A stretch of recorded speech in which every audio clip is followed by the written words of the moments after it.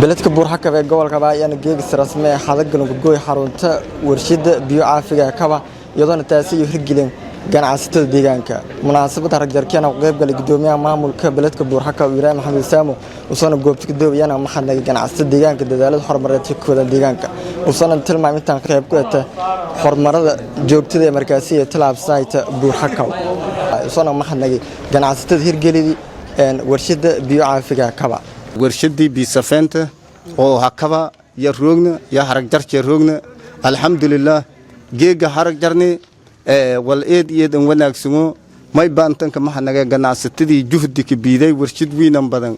oo shaqaale oo kontomey deeraska shaqayaasanta oo korontadii hanin saartay 24 saac oo biyoogi barbulaha ka qaadeen buurha kabasheeneen oo tubooyinka idoodnin geliyeen biyo walaayara sidii hor aan hayna dhibaatadii hor aan qabnay haddana warshadninka dartii oo biisafeena eedan ma hasantiin degmada un hadda ka hadalahayna mas gobol ma degmadii buurha kabo caasimad ma may laarahay degmadii buurha kabo iyo horumarkan sameeytay elbor warshada oo biisafeena may laarahay eelal koronto 24 saac degmadan may basin la hadda shaqaalo oo may baka shaqeeyay kontomeey amala haddii nan kasta maalgalada degmadan eedan lanka faa'iide dalin yarta ka faa'iidaas ummadii dhan ka faa'iidaas shaqo abuuraha bahaas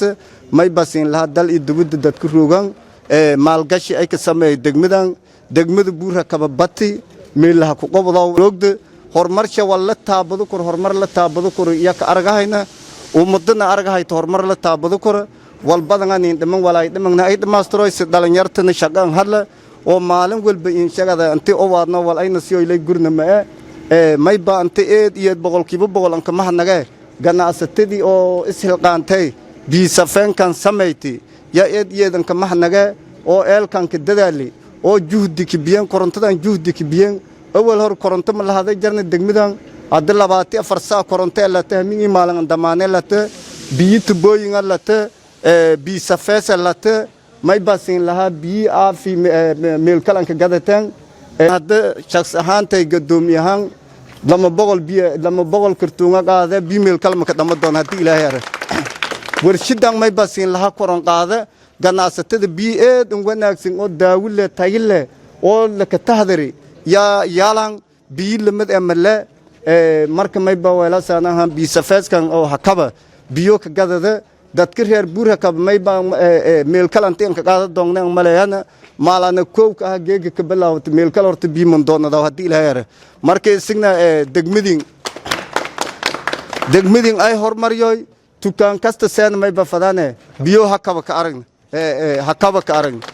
tukaan kasta hobuna biyo ka gadana oo sijalaysan ka gadana hakaba biyo shantii oo dhagna dhamaantin may waa ko qoranta biyo hakaba may singar lahaynayeen dhamaantin may badamaasana biyogun dhama waan dhiirigelinayeen ata dadka oo shaqada adag hay ay ka dhiirigeliyo walba oo degmadan laha ku kordhi ay ka dhiirigeliyo hadii uu dhiirigeliyo wayn degmadii horumar ma halaas kontamay shaqaale hadda ka si badan la qaado 200 la qaado doon warshad hadii horumarto oo safaylan shaqayto shaqaale badan la qaado doon marka si shaqaale la qaado unin garabka siinay ganacsatada dhiirigelinin garabka siinay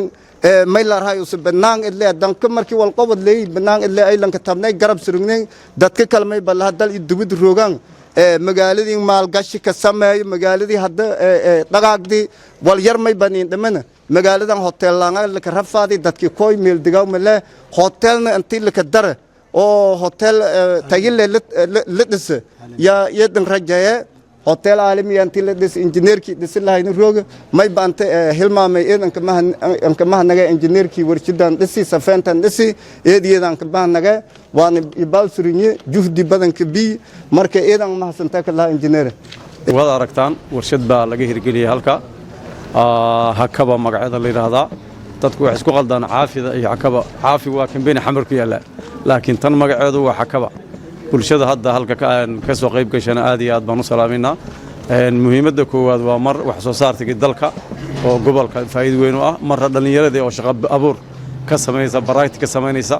gobollada kale intaan u soo shaqeyno wax laga yaabo mar inay 500 600 oo dhalinyaro ah aan uga faa'iideynay sida una shaqeyn lahayn una baran lahayn haddeer waxaan leeyahay gacmo furan ku soo dhawaada wixii wax qabada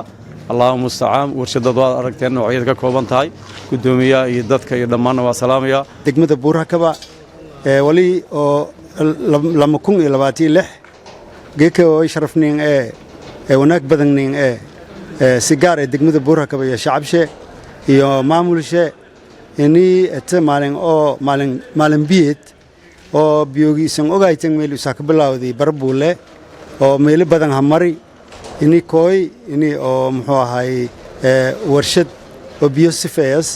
oo bisuubiyaas caagadeeyas ini ilaahay muxuu ahay waafiji ragii ganacsatada ahay oo biyoogasay dhulka hoostis akbiyeen iyo madaxdii iyo injineeradii haddana geekisu ilaahay suurgali inuu ilaahay waafiji inuu markala kiiska biyaha degmada Buur-Hakaba biyo nadiif ah in shacabka helaan ilaahay suurgali iyo mahad iskale wali mahad iskale ganacsatadii oo arintaas suurgalidi anagoo shakhsi in magacaaban laakiin si guud ah degmada Buur-Hakaba oo dhan nicmadu ilaahay nasiyay noo caafimaad qabno horumarka aniga aanayto iyo ka fikiraan ilaahay nasiyay ka mahadsan oo haddana wadin islaam oo weelay muslim oo weelay ahlul iimaan oo weelay ka mahadsan alxamdulillah ilaahay ka mahadsan kusoko way ba ka mahadsan ganacsatadii dhiirigelintu soo biday meel arhay ilaa barbuul eelkii oo bi wadanku marka hore la arhay ka dadaalku muujiday hoog saartay ilaahayna garab galay ka shaanti ya ka mahadsan markii bi la haday ka baad haddana meel fikiray in aafi bi oo safaysan ku waraab bilato degmadu iyo haddana ganacsatadii haasta haddana ya dadaalka saartay ilaahay ya macna arhay ya kuwaafiji qalabkun la sheeni isin araasan wadanku malka halaw jeeyni la kasheeni alxamdulillah ilaahay ka mahadsan ganacsatadaas ka mahadsan diiban axmed diite hortel karlaadi beledka Buur-Hakaba gobolka Baay